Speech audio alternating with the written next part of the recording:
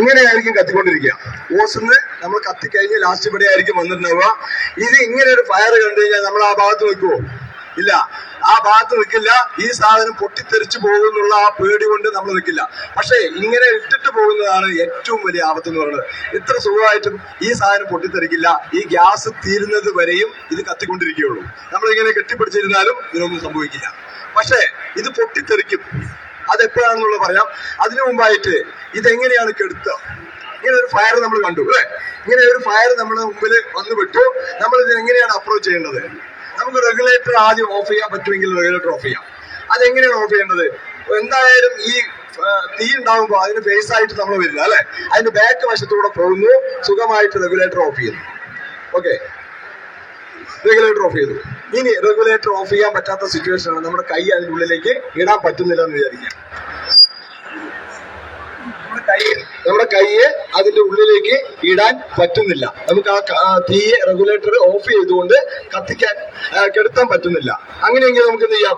നമുക്ക് ലൈവ് ആയിട്ട് നമ്മുടെ ഈ ഒരു കൈ ഉണ്ടെങ്കിൽ തന്നെ, ഒരു വിരലുണ്ടെങ്കിൽ തന്നെ ഇതിനെ കെടുത്താൻ സാധിക്കും.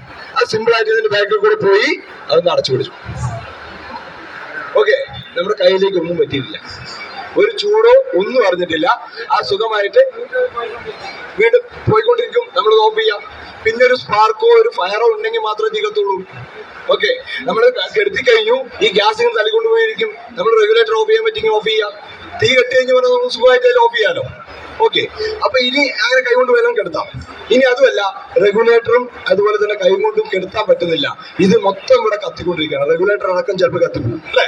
റെഗുലേറ്റർ മൊത്തം കത്തിപ്പോവും. ഇതൊന്നും ചെയ്യാൻ പറ്റാത്ത അവസരമാണെങ്കിൽ നമ്മൾ കട്ടിയുള്ള പുതപ്പോ ചാക്കോ വെള്ളത്തിൽ മുക്കാം. വെള്ളത്തിൽ മുക്കിയിട്ട് എന്ത് ചെയ്യുന്നു? ഇതില് കൊണ്ടുപോയി ഇടാം. ഓക്കെ, അപ്പൊ ഓക്സിജന്റെ റിലേഷൻ കട്ട് ചെയ്തുകൊണ്ട് കത്താൻ സഹായിക്കുന്ന വാതകം ഓക്സിജൻ ആണെന്ന് അറിയാലോ അല്ലെ? എന്ത് സാധനമാണെങ്കിലും കത്തണമെങ്കിൽ എന്ത് വേണം? ഓക്സിജൻ വേണം. ഓക്കെ, അപ്പൊ നമ്മൾ എന്ത് ചെയ്യാം? ആ സാധനം കൊണ്ടുവന്ന് പുതപ്പോ അല്ലെങ്കിൽ കട്ടിയുള്ള ചാക്കോ കൊണ്ടുവന്ന് നനച്ചു കൊണ്ടുവരണം. ഇനി അതും അല്ലെങ്കിൽ ഒരു പെയിന്റ് ബക്കറ്റ്, കാലിയായിട്ടുള്ള പെയിന്റ് ബക്കറ്റ്, പ്ലാസ്റ്റിക് ബക്കറ്റ് വേണ്ട കേട്ടോ. അതിട്ട് കഴിഞ്ഞ് പറഞ്ഞാൽ ഉരുകി പോകും. പിന്നെ അത് നന്നായി കത്തുകയുള്ളൂ. കട്ടിയുള്ള പെയിന്റ് ബക്കറ്റ് എന്ത് ചെയ്യാം? കാലി ബക്കറ്റ് കൊണ്ടുവന്നിട്ട് ഇതിന് മേലെ ഇടാം. ഇനി അതും അല്ലെങ്കിൽ എന്ത് ചെയ്യാം? ഒരു ബക്കറ്റ് വെള്ളം എടുത്തിട്ട് എന്ത് ചെയ്യാം? ശക്തമായിട്ട് ഒഴിച്ചാൽ മതി. ആ തീ കെടും. തീ കെട്ടിട്ട് നമുക്ക് ഓഫ് ചെയ്യാം. ഓക്കെ, ഇല്ലെങ്കിൽ മണല് വാരിയിടാം. ഇതെന്ത് വേണമെങ്കിലും ചെയ്യാം. പക്ഷേ ഈ ഒരു ഗ്യാസ് ഫയർ എന്ന് കണ്ടതും അല്ലെങ്കിൽ കേട്ടതും അവിടെയുള്ള ആളുകളെല്ലാം ഓടി രക്ഷപ്പെടുന്ന ഒരു ടെൻഡൻസിയാണ് വരുന്നത് അല്ലെ? ഇങ്ങനെ ഓടുമ്പോൾ എന്താണ് സംഭവിക്കുന്നത്? ഇങ്ങനെ വിട്ടിട്ട് ഓടുക. ഇപ്പൊ നമ്മൾ കത്തിച്ചല്ലോ അല്ലെ? ഈ കത്തിച്ച തീ ഒരിക്കലും ഇതിനുള്ളിൽ പോയില്ല എന്നുള്ളത് മനസ്സിലായല്ലോ. ഇതിന്റെ പ്രഷറും അത് കത്താൻ സഹായിക്കുന്ന വാതകമായിട്ടുള്ള ഓക്സിജൻ എവിടെയുള്ളത്? വെളിയിലാണ് ഉള്ളത്. അതുകൊണ്ട് തന്നെ ഈ തീ വെളിയിൽ തന്നെ കത്തുള്ളൂ. ഇതൊരിക്കലും തീ ഉള്ളിൽ പോയി കിട്ടുന്നില്ല. അതുകൊണ്ട് തന്നെ ഇത് പൊട്ടിത്തെറിക്കുന്ന എപ്പോഴാണ്? ഈ ഗ്യാസ് കുറ്റി പൊട്ടിത്തെറിക്കുന്ന എപ്പോഴാണ്? നമ്മൾ ഇങ്ങനെ പേടിച്ച് ഓടുമ്പോഴാണ്. ഇത് അടുക്കളയാണെന്ന് വിചാരിക്കുക. ഈ തീയെ നമ്മളവിടെ കത്തിക്കൊണ്ടിരിക്കുകയാണ്, നമ്മൾ പേടിച്ചോടി. ഈ തീ എന്ത് ചെയ്യും? മറ്റുള്ള വസ്തുക്കൾ, അടുക്കളയിൽ കത്തുന്ന സാധനങ്ങളായിട്ടുള്ള മറ്റുള്ള വസ്തുക്കൾ ഉണ്ടാവും അല്ലെ? പ്ലാസ്റ്റിക്കോ മറ്റുള്ള മരങ്ങളോ ഉണ്ടാവും. ഈ തീ എന്ത് ചെയ്യും? അതിനെല്ലാം കത്തിക്കും. നമ്മൾ പേടിച്ചോടിയിരിക്കുകയാണ് അല്ലെ? നമ്മുടെ അടുക്കള മൊത്തം നിന്ന് കത്തും. ഈ സിലിണ്ടർ ആ തീയുടെ നടുക്കിലായി മാറും. അങ്ങനെയാകുമ്പോൾ ഇതിൽ നമുക്കറിയാം ലിക്വിഡ് പെട്രോളിയം ഗ്യാസ് ആണ് അല്ലെ? ഗ്യാസിനെ വെള്ളത്തിന്റെ രൂപത്തിലാണ് സ്റ്റോർ ചെയ്തിരിക്കുന്നത്. നമ്മളൊരു വെള്ളം കുക്കറിൽ വെച്ച് തിളപ്പിക്കുകയാണെങ്കിൽ എന്തായിരിക്കും അവസ്ഥ? അത് തിളച്ചു പൊങ്ങി ലാസ്റ്റ് അതിന് ആ നീരാവിയായി പ്രഷർ കൂടി ആ വിസിലടിക്കാൻ തുടങ്ങും അല്ലെ? അതുപോലെ തന്നെയാണ് ഇതിലും ചെയ്യാൻ പറ്റുന്നത്. വെള്ളം തിളച്ചു പൊങ്ങും.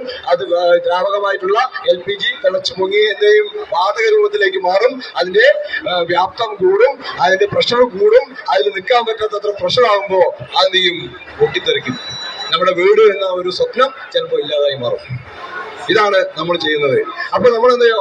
അതിന്റെ തുടക്കത്തിൽ തന്നെ ഗ്യാസ് ലീക്ക് ആണെങ്കിൽ ശരി, ഗ്യാസ് ഫയർ ആണെങ്കിൽ ശരി, നമ്മൾ അതിനെ പ്രിവെന്റ് ചെയ്യാനുള്ള ധൈര്യത്തോടു കൂടി നമ്മൾ അതിനെ അറ്റംപ്റ്റ് ചെയ്യുകയാണെങ്കിൽ സുഖമായിട്ട് നമുക്ക് ആ ലീക്കിനെയും ഫയറിനെയും ഇല്ലാതാക്കാം. വലിയൊരു ആപത്തിനെയും തന്നെ ഇല്ലാതാക്കാം. Okay, thank you. Gas leak ആയി കഴിഞ്ഞാൽ നമുക്ക് അറിയാനുള്ള മാർഗം, ഡൊമസ്റ്റിക് പർപ്പസിന് എല്ലാം ഉപയോഗിക്കുന്നത് അതിലൊരു കെമിക്കൽ ചേർക്കുന്നുണ്ട്, ഈഥൈൽ മെർക്യാപ്റ്റൻ എന്നുള്ളത്. അത് നമ്മൾ അത് ലീക്ക് ആയി കഴിഞ്ഞാൽ നമുക്ക് മണം സ്മെല്ല് മൂലം നമുക്കത് അറിയാൻ സാധിക്കും.